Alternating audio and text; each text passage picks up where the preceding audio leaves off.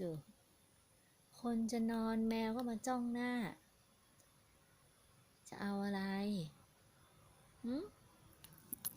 แมวมีปัญหาจะเอาอะไรจะกินข้าวจะออกข้างนอกจะเล่นจะทำอะไรเบิ้ลมานั่งจ้องหน้า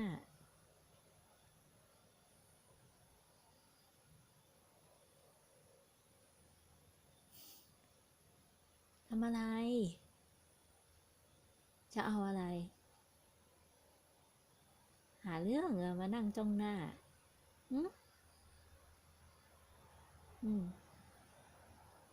ไม่เอาอะไรก็ลงไปข้างล่างได้แล้วจะนอนดึกแล้วไม่เล่นแล้ว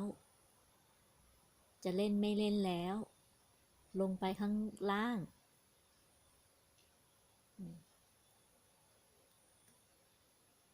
ก็รู้เรื่องนะเนี่ย